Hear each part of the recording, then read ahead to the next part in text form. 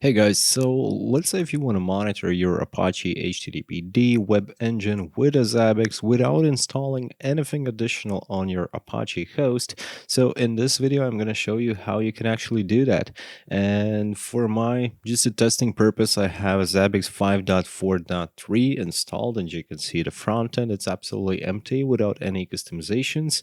And as far of Linux distribution, we have Oracle Linux 8 and the Zabbix itself is running on Apache. So what we'll be doing, we're going to monitor the same Apache that is hosting our Zabbix frontend. We could have many interesting metrics from our Apache web engine, especially if it is running on some high load with many end users connecting to it and doing all the stuff in our frontend. So it might be really useful to monitor all of that stuff and have triggers that would notify you when something actually goes wrong. So when the load on your web engine Apache increases and there should be something done. Considering that we already have Apache installed, we just need to make sure that we do have the module that is responsible to show us all the status about a web engine itself. And to check it, we can do just httpd minus capital M, then to dev null and grep for status model. So here we can see that it is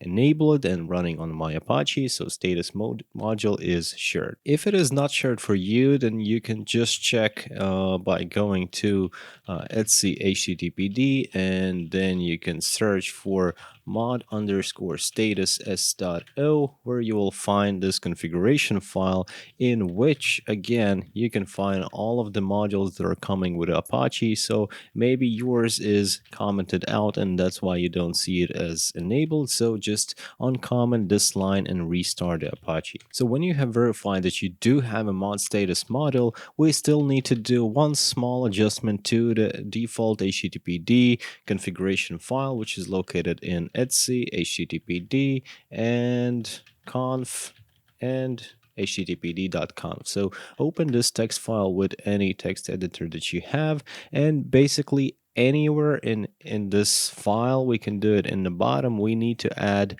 a couple of things. First of all, we need to specify location. So we are going to use URL server dash status, and then we want to set handler for this, which again is server status our module.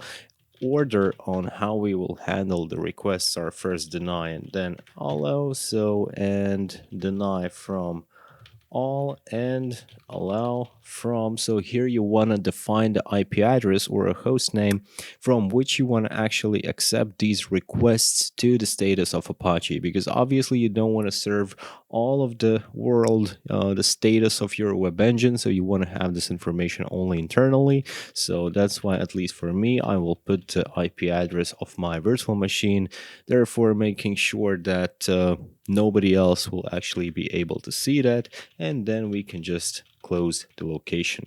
Save the configuration file and don't forget to systemctl restart httpd. After running the restart, we could actually check with the curl. And yeah, so after running a restart, we can actually check with the curl by just trying to reach our 168, 192, 168, 68.4 and slash server minus status, and we can see that we have quite a lot of information. So that's all that we need from our Linux CLI, and then we can continue in the Zabbix front. In the Zabbix frontend, the only thing that we need is create a new host and call it, let's say, my HTTPD server, whatever, and we can create some sort of group, call them Apache servers, create a new one, and we will also need just basically a blank interface for the Zabbix agent, simply because some of the items will be the simple checks, and also the HTTP agent is required to have at least one interface. So we can click add on this, then my HTTPD servers, click back on it, and we're looking for a template which is available by default, and we need to look for Apache by HTTP. Again, remember, this does not require any additional agent installation on the host, so just click this, click update, and what we're looking for, there are also the macros, right? The macro and inherited ones. So Apache response time, the maximal warning, 10 default will be okay. The status port, if you are running your Apache on SSL, then you might change this to your SSL port and also the status scheme from HTTP to HTTPS. So make sure that the values for these three macros are set okay, and also this one. So the server status path, if you're using a default one, just like I did in my config, the server dash status, then the default value will also be okay, and this question mark auto is also mandatory.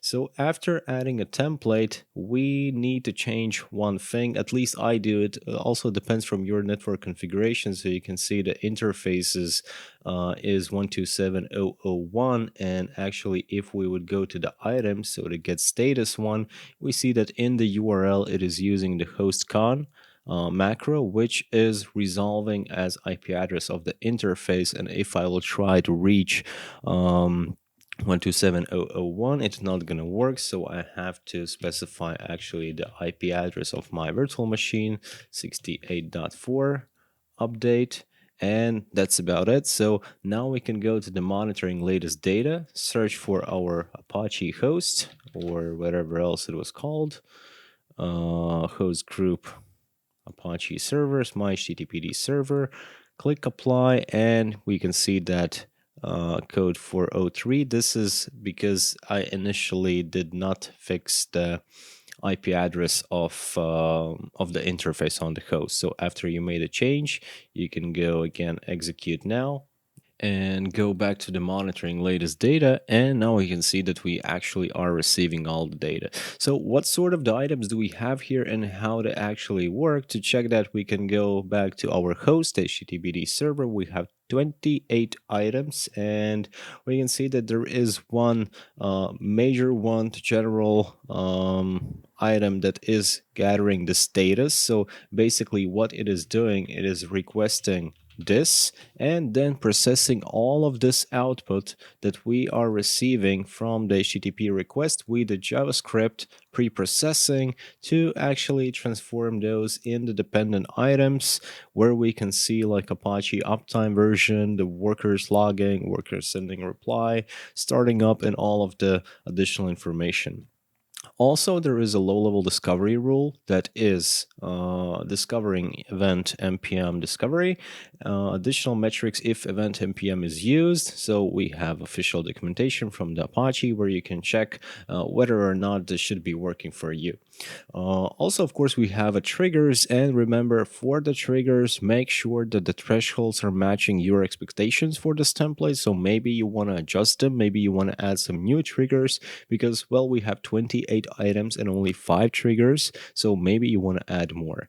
And that's about it, an easy way how you can monitor your Apache server with a Zabbix without any additional installation, just in a couple of minutes. So thank you guys for watching, click a like button, and we'll see you in the next videos. Goodbye.